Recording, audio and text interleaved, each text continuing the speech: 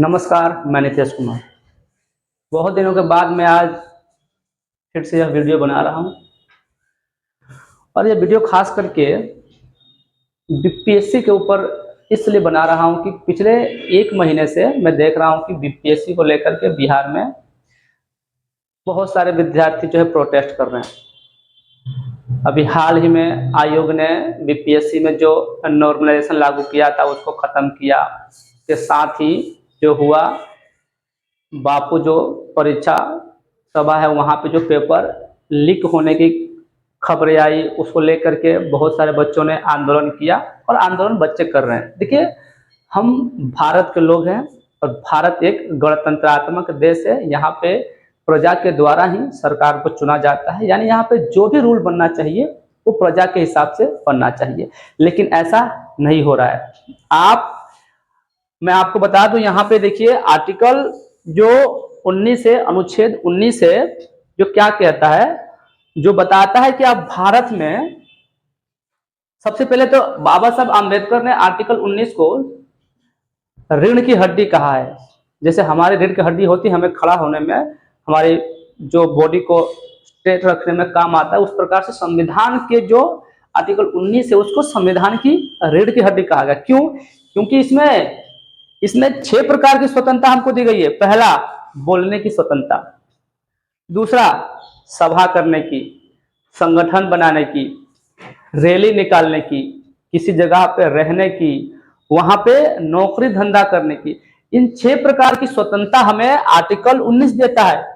और जब paper leak हुआ तो बच्चों का अधिकार बनता है कि हम अपने अधिकार के लिए क्या कर सकते हैं, शांतिपूर्वक ढंग से बैठ करके हम अपनी मांगों को रख सकते हैं। मैं देखा कि वहां पे बहुत सारे जो बच्चे हैं वहां पे अपनी मांगों को लेकर के शांतिपूर्वक ढंग से आंदोलन कर रहे हैं।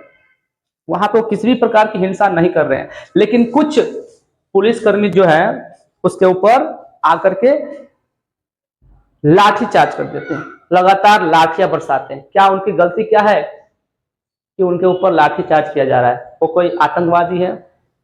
भारत के नागरिक है, वो भारत के भविष्य हैं। और इस देश में जितने भी बड़े बड़े लोग जो बड़ी बड़ी एग्जामों को पास करके आज अधिकारी बन के बैठे हैं ना, वो लोग भी इसी एग्जाम को पास करके वहां बैठे हैं। तो वो लोग ऐसा क्यों नहीं समझते हैं, क्यों उन लोगों के ऊपर लाठी बरसाई गई? आपको जान करके यह बहुत ही बुरा लगेगा कि हम आज जिस भारत में रह रहे हैं ना, वहां पे संविधान और अधिकार की बात तो आज किसी किसी को ही मिल रही है। आज देश भ्रष्टाचार के आधार पे चल रहा है। यहाँ पे लोग जो है पैसे लेकर के, घूस लेकर के, घूस दे करके ही अपने काम को चला रहे, कोई ईमानदार बचा नहीं। जिस प्रकार से यहाँ पे बच्चों पे लाठी चार्ज हो रहा है, ये देख करके ऐसा मतलब कि नहीं लग रहा है कि अब भविष्य में कोई बच्चा जो है किसी एग्जाम के लिए तैयारी करेगा। इसी के साथ मैं आपको बता दूं कि यह जो एक बच्चा था जिसका सोनू नाम था, यह भी एसडीएम की तैयारी कर रहा था, सब डिस्ट्रिक्ट मजिस्ट्रेट की तैयारी कर रहा था, लेकिन एग्जाम का पेपर जो लीक होने के चलते इस बच्चे ने क्या लगा ली, फांसी लगा ली।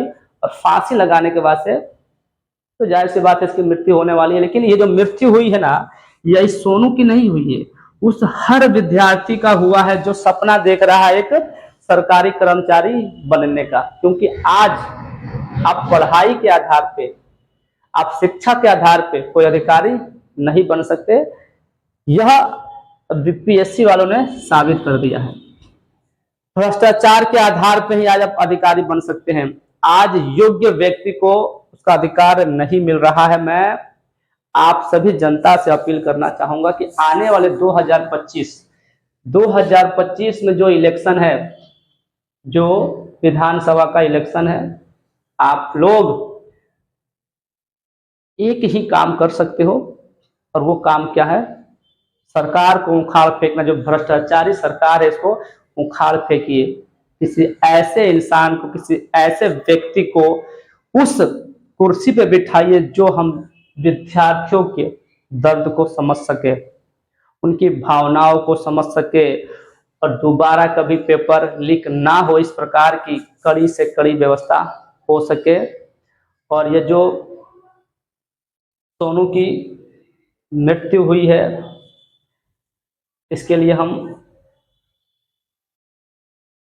बहुत ही मतलब कि शर्मिंदगी महसूस कर रहे हैं। यह मृत्यु सोनू की नहीं है, उस हर एक विद्यार्थी की है जो किसी ना किसी विभाग में गवर्नमेंट जॉब के लिए तैयारी कर रहा है। तो आप लोग अपना पावर दिखा सकते हैं 2025 के इलेक्शन में। धन्यवाद।